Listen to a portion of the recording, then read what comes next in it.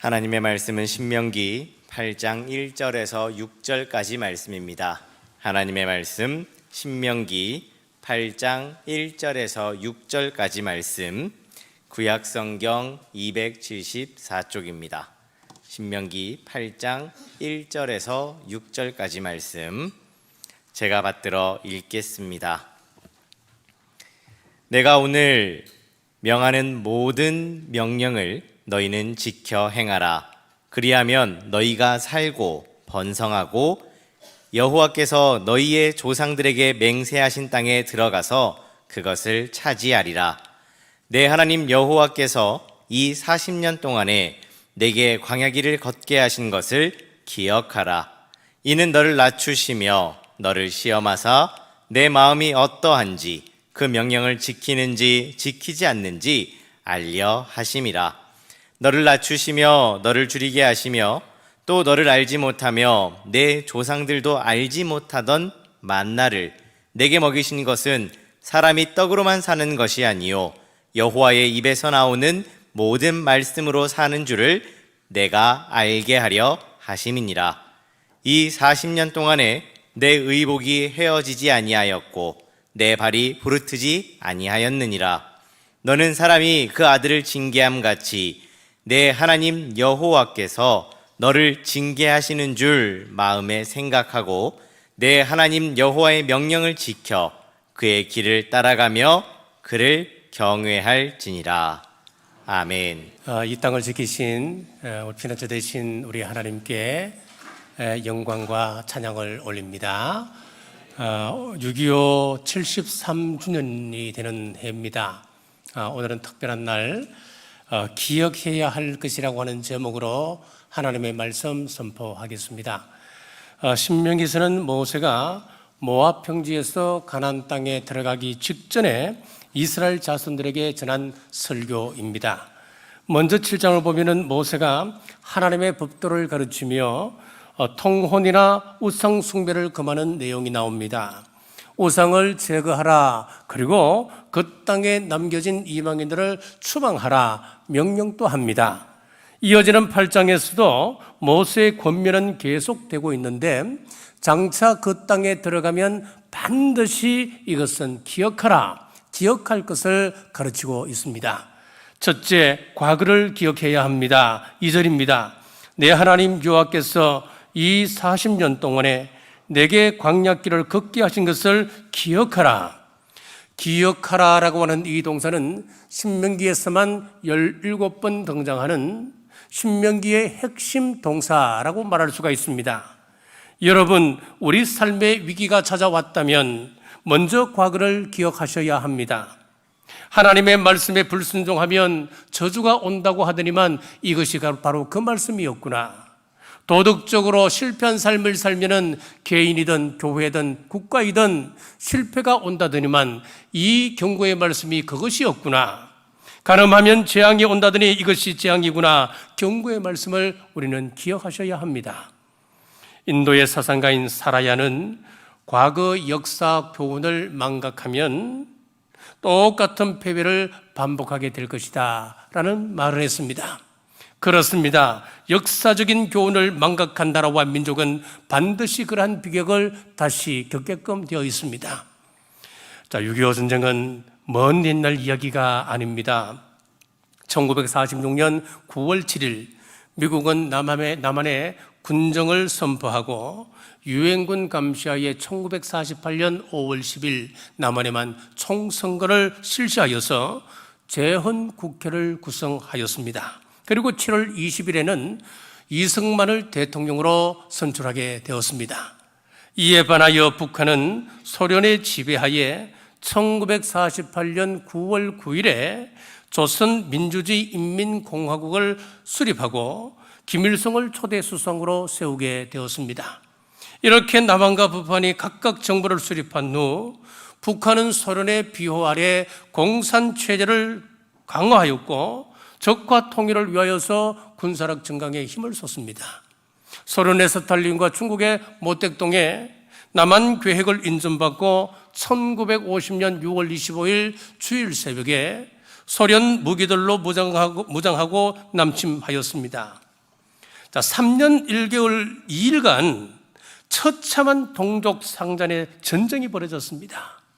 자, 그때 위기의 때 유엔의 도움이 있었습니다.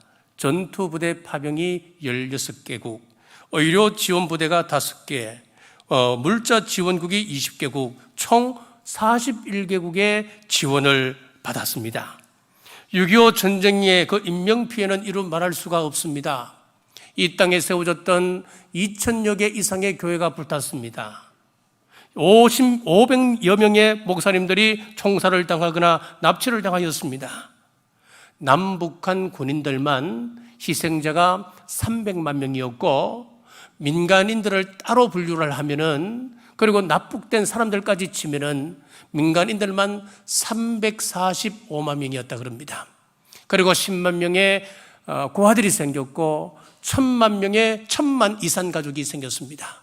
당시 인구 대비로 따지면은 3분의 1이 이산 가족이 되고 말았습니다. 그리고 지금까지도 분단의 고통 속에서 준전시 상황의 위협 속에 우리는 살아갑니다. 우리는 지난 역사를 반드시 기억해야 합니다. 안보에는 여야가 따로 없습니다. 진보냐 보수냐 따져서도 안 되는 것입니다. 안보는 한 목소리여야 합니다. 본문 2절에서 우리가 주목해야 할 단어가 광야인데 히브리 말로 미드바르입니다. 사람 없는 황무지입니다. 여기는 사람이 살 수 있는 생존 자체가 불가능한 그런 곳입니다.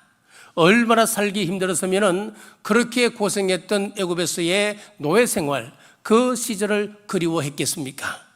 하지만 그곳을 통과하게 해주셨으니 이 은혜를 반드시 기억하라고 모세는 거듭 당부합니다. 우리는 인생을 살아가면서 소위 경험과 관록이라고 하는 것을 중요하게 생각하고 추억하며 살아가곤 합니다.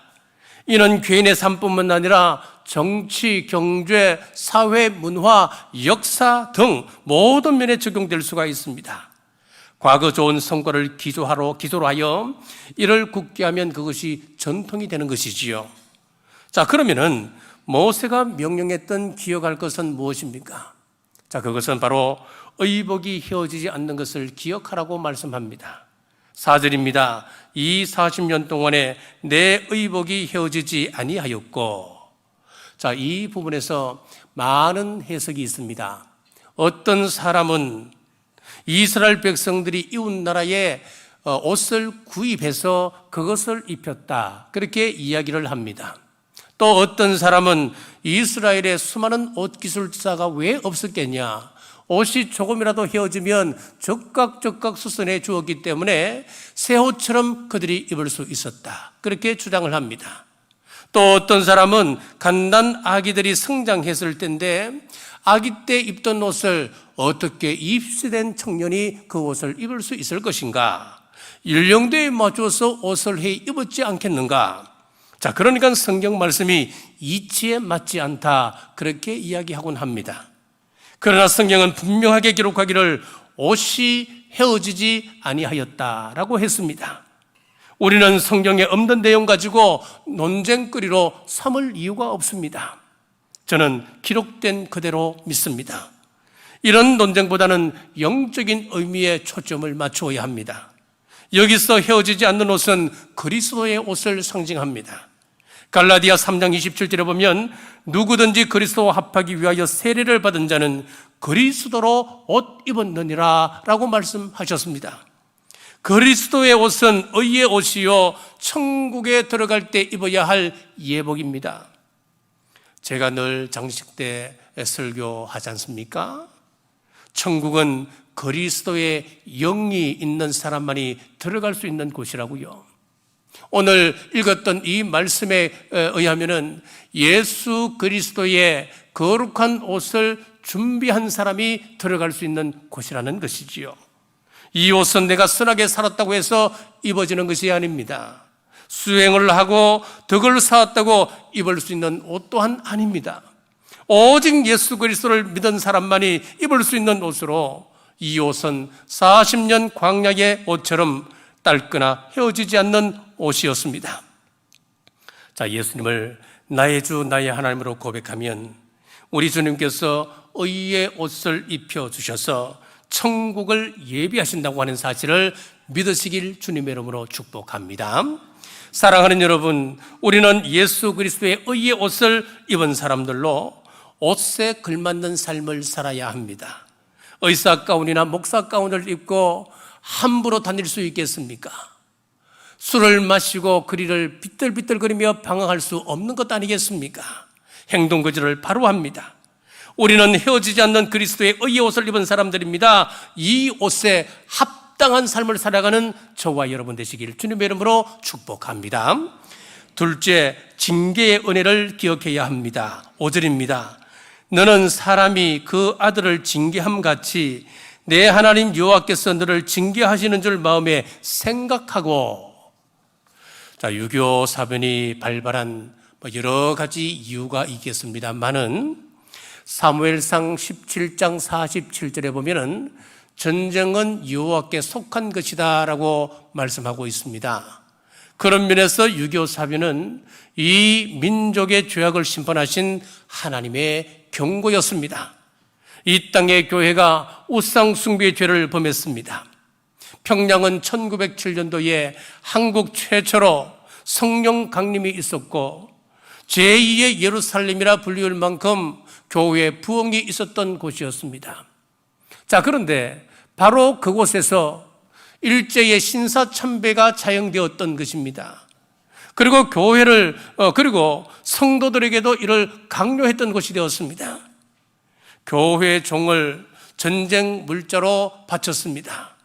신사참배를 거부하는 목회자들은 교회에서 제명을 시켰습니다. 그리고 감옥에 보냈습니다. 그리고 해방을 전후하여서는 교회가 하나 되지 못하였습니다. 치열한 교권 다툼으로 교회들이 분열되었습니다. 자, 우리가 속한 이 장로교만 해도 많은 분열이 있었습니다. 1953년도에 이 장로교회가 4개 교단이 되었습니다. 자, 그래서 분열을 겪은 결과 지금 우리 장로교만 해도 130개가 넘는 교단이 생겼습니다. 혹자는 말합니다. 남북이 통일되지 않는 것은 교회가 분열되어 있기 때문이다. 그런 말까지도 합니다. 한때 우리나라는 4만 5천 교회를 자랑했습니다. 1,000만 성도라고 자랑했고 10만 목회자가 있다고 자랑했었습니다. 그런데 지금 어떻습니까? 신자 수는 570만으로 줄었습니다. 그 570만 가운데 140만이 이단입니다. 그러면 이단을 빼면은 실제 우리 기독교인들은 430만 밖에 되지 않는다고 하는 충격적인 보고를 듣게 됩니다. 외적인 성장만을 자랑하고 오직 주님 신앙은 등한치 할 때에 우리 하나님의 징계가 왔던 것입니다. 1000년 동안 정교회 국가였던 러시아에서 세계 최초로 공산주의가 탄생했습니다. 종교개혁의 본산이라고 할 수 있는 독일에서 히틀러가 탄생했습니다. 교황청이 있는 이탈리아에서 독재자 무솔리니가 세상을 공포에 떨게 했습니다. 오직 주님 신앙으로 무장하지 않으면 개인이든 교회이든 국가이든 하나님의 심판이 임합니다. 이러한 때 우리는 깨어 현실을 직시하고 온갖 죄악에서 돌아서셔야 합니다. 우리 하나님은 하나님을 모르는 백성들이 짓는 수만 가지 죄보다도 그리고 1000명의 사람이 죄를 짓는 것보다도 하나님을 아는 의의 사람 한 사람이 짓는 그 죄를 더 중하게 보시고 심판하신다는 사실입니다. 하나님을 아는 성도 가운데 요나가 있었습니다. 그 한 사람의 죄악으로 말미암아 풍랑이 오고 말았지 않습니까? 아간 한 사람의 범죄가 아이성의 패배를 가져오지 않았습니까? 이 어려운 때 우리는 대통령을 탓하고 여야 대표를 비난하기 전에 한국 교회가 회개하고 하나님 앞에 바로 서는 것, 그것이 중요합니다. 나 한 사람이 하나님 앞에 바로 서는 것이 중요하다는 말씀입니다. 회개한 사람들의 특징이 무엇입니까? 섬김이 달라집니다. 전에는 바알과 아스다롯, 그리고 가나안의 많은 신들과 엄란한 문화 속에서 세상에 동화되어 사는 것이 편했습니다. 그들을 따라가지 못하면 도태되고 그들에게 멸시당하고 무시당할까 봐 두려움으로 세상의 질서를 따라갔습니다. 그러나 이제 섬김이 달라졌습니다. 주님만 섬기기 시작합니다. 오직 예수님만 사랑합니다. 주님을 위한 수고가 기쁨이 되었습니다. 사랑하는 여러분, 오직 주님 신앙 회복하셔서 기쁨으로 나에게 주어진 사역들 잘 감당하시길 주님의 이름으로 축복합니다. 소년범들과 장기수들의 공통점 가운데 하나가 무엇이냐 하면은 그들 부모로부터 관심을 받지 못했다고 하는 한 가지 사실이 있습니다. 자, 그러나 믿음으로 양육하고 말씀으로 징계하는 부모 밑에서 자란 자녀들은 잘못하다가도 결국은 돌아오게끔 되어 있습니다. 그러므로 징계라고 하는 것은 하나님의 은혜입니다. 히브리서 12장 8절에 보면은 징계는 다 받는 것이거늘 너희에게 없으면 사생자요 친아들이 아니니라. 하나님의 자녀가 되었다고 하는 증거가 뭐라는 겁니까? 징계라고 하는 것입니다. 그렇습니다. 하나님의 자녀가 되었으면 하나님의 징계가 오게 되게끔 되어 있습니다. 하나님의 자녀가 불의를 행하고 잘못된 길을 가는데 징계가 없다 말이 되지 않는 겁니다.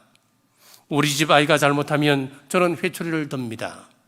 그러나 옆집 아이가 잘못하거나 밥을 먹지 않거나 학교 가기 싫다고 땡깡을 친다도 제가 쫓아가서 야단치지 않습니다. 왜요? 제 자식이 아니기 때문이지요. 그러므로 징계는 하나님께서 자녀를 사랑하신다고 하는 징계의 징표입니다. 히브리서 12장 6절에 주께서 그 사랑하시는 자를 징계하시고 그가 받아들이시는 아들마다 채찍질 하심이니라. 자, 그럼 징계의 목적이 무엇입니까? 히브리서 12장 10절입니다. 그들은 잠시 자기의 뜻대로 우리를 징계하였거니와 오직 하나님은 우리의 유익을 위하여 그의 거룩하심에 참여하게 하시느니라. 자, 하나님께서 그의 사랑하는 자녀들에게는 반드시 징계를 하신다는데 그럼 징계의 목적이 있어야 될 것 아닙니까? 징계의 목적이 분명합니다. 하나님께서 우리를 죄에서 돌이키시고 하나님의 거룩에 참여하도록 하기 위하여 우리에게 징계를 주신다고 목적을 분명히 밝히고 있습니다. 그러니까 이 징계라고 하는 것 자체가 우리에게 큰 축복인 것입니다. 이 비밀을 알게 되면 낮추신 것도 은혜요, 내가 지금 굶주린 가운데 거하는 그것도 은혜입니다. 병들게 하신 것도 은혜입니다. 징계가 올 때에 실족할 것이 아니라 나를 하나님의 거룩한 성품에 참여케 하기 위한 연단임을 믿고 인내하는 우리 모두 되시길 주님의 이름으로 축복합니다. 셋째, 오늘 순종해야 합니다. 1절 말씀입니다. 내가 오늘 명하는 모든 명령을 너희는 지켜. 자, 우리는 매일 양식을 먹어야 삽니다. 그렇지 않고 일주일분을 한 끼에 몰아서 먹는다. 그리고 나머지는 또 일주일에 먹으면 되지. 그렇게 하면 되겠습니까? 되지 않지 않습니까? 우리 순종도 마찬가지입니다. 과거에 순종한 것으로 끝나서는 안 됩니다. 과거에 베푸신 은혜를 기억한다면 오늘 순종해야 합니다. 이 사람이 성숙한 사람입니다. 성숙한 사람의 특징은 기도의 사람이라는 건데, 기도도 자기를 위한 기도뿐 아니라 남을 위한 기도를 드리는 사람입니다. 사무엘상 7장 5절에 보면은 사무엘이 이르되 온 이스라엘은 미스바로 모이라 내가 너희를 위하여 여호와께 기도하리라 하매, 삶에 지쳐 기력을 잃고 기도할 수 없을 때에, 어둠의 권세에 눌려 있을 때에 나를 위해 기도해 줄 사람이 반드시 필요합니다. 지난주에 아픔을 당한 가정이 있었습니다. 그 아픔을 당한 성도를 위하여서 부서 교사들과 또 같은 전도회 회원들이 밤에 함께 모여 눈물로 기도하는 것을 보았습니다. 어떤 위로의 말보다 큰 위로가 아니겠습니까? 이 사람들이 바로 영적인 사무엘입니다. 상처받은 형제 자매를 위하여서 끊임없이 기도해 줄 수 있는 구역장이 필요합니다. 교회의 아픔을 나의 아픔으로 여기고 기도하는 믿음의 어른들이 있어야 살아있는 교회요, 소망 있는 교회가 될 것입니다. 사무엘상 7장 6절에 보니까 이들이 미스바에 모여 물을 길어 여호와 앞에 붓고라고 했습니다. 백성들이 여호와 앞에 물을 길어 붓는다. 이 말은 나의 마음을 드리겠습니다, 나의 온 몸을 바치겠습니다, 그런 의미입니다. 그럴 때 사무엘이 그들을 위하여 기도할 때에 그들의 마음이 돌이켜서 하나님 앞으로 돌아왔습니다. 마음을 돌이키면 역대하 16장 9절에 이런 말씀을 하십니다. 여호와의 눈은 온 땅을 두루 감찰하사 전심으로 자기에게 향하는 자들을 위하여 능력을 베푸시나니 라고 말씀하셨습니다. 우리나라 5천년 역사 속에서 크고 작은 전쟁이 끊임없이 있었습니다. 하지만 6.25 사변같이 처절했던 그런 전쟁은 없었습니다.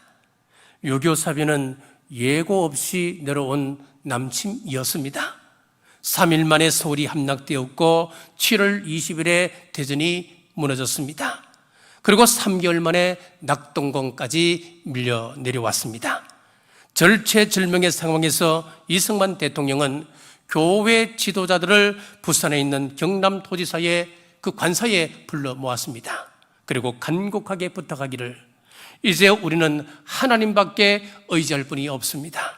내 친구 메가드 장군이 비행기를 보내어서 낙동강에 융탄 폭격을 해주기로 약속했습니다만은 비가 오면 비행기가 뜰 수 없습니다.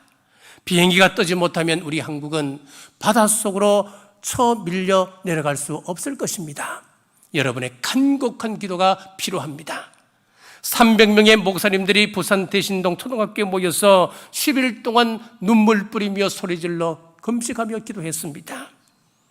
8월과 9월이면 잘 아시다시피 태풍이 연이어 올라오는 계절입니다.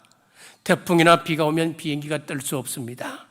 하나님께서 우리의 기도를 들으시고 쾌청한 날씨를 주심으로 B-29기 98대가 일본에서 이륙하여 낙동강을 3일 동안 용단 폭격함으로 인민군이 낙동강을 넘을 수 없도록 하였습니다. 이렇게 낙동강 정선은 기도의 힘으로 지켜졌습니다. 낙동강 정선이 지켜졌기 때문에 메가드 장군이 인천 상륙작전에 성공하고 북한의 허리를 끊을 수가 있었습니다. 9월 28일에는 서울을 탈환할 수 있었습니다. 하나님의 은혜입니다. 북한을 수복한 서울을 수복한 메가드 장군이 남산에 올라갔습니다. 올라가서 서울 시내를 바라봅니다. 곳곳에서는 연기가 피어오르고 도시 전체는 폐허가 되어 있었습니다. 그 모습을 본 메가드 장군은 눈물을 흘리며 그 옆에 있는 친구에게 이렇게 물었습니다. 이 도시가 언제 다시 재건될 수 있을까? 그랬더니 친구가 말하기를 아마 100년은 좋게 걸릴 거야.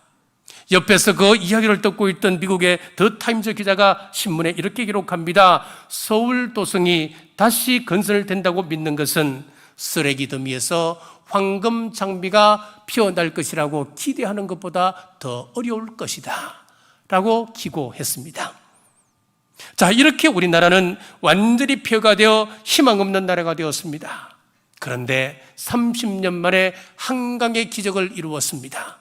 한 걸음 더 나아가 70년 만에 세계 경제 10대 강국으로 우뚝 세워질 수 있었습니다. 우리의 노력으로 된 것입니까?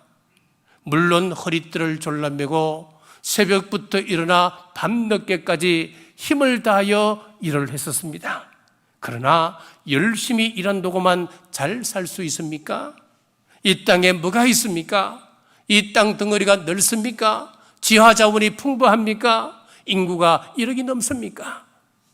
우리 그리스도인들이 또 열심히 일을 했습니다. 세상 사람들과 똑같이 허리띠를 졸라매고 일을 했었습니다. 그런데 절약하며 한 가지를 더 했습니다. 그것은 바로 예배드리는 일이었고 새벽 제단을 쌓는 것이었습니다. 기도에 전심을 다했던 것이었습니다. 이 땅의 모든 교회가 새벽을 깨웠습니다. 그리고 밤을 새워 철야하며 부르짖었습니다. 금식하며 구국제단을 쌓았습니다. 하나님, 이 나라를 살려주옵소서, 이 나라를 다시 새롭게 하옵소서. 하나님께서 들으시고 은혜를 베풀어 주셨습니다. 큰 기적이 일어났습니다. 가나안을 벗어난 정도가 아니었고 원조받던 나라에서 원조하는 나라로 세워주셨습니다. 지금 또 우리 대한민국에 가장 필요한 것은 자유와 안정입니다. 우리 그리스도인들은 이를 위하여 기도하셔야 합니다. 기도하면 하나님께서 미국을 움직이고 러시아를 움직이고 중국과 일본을 움직일 줄 믿고 내가 너희를 위하여 기도하리라 했던 사무엘처럼 민족을 위하여 기도하는 우리 모두 되시길 주님의 이름으로 축복합니다. 말씀을 맺겠습니다. 모세는 가나안 땅에 들어갈 백성들에게 과거를 기억하고 과거 고난의 의미를 기억하며 주시는 말씀에 오늘 순종하라 했습니다. 이 말씀의 목적은 하나님을 경외케 하기 위함입니다.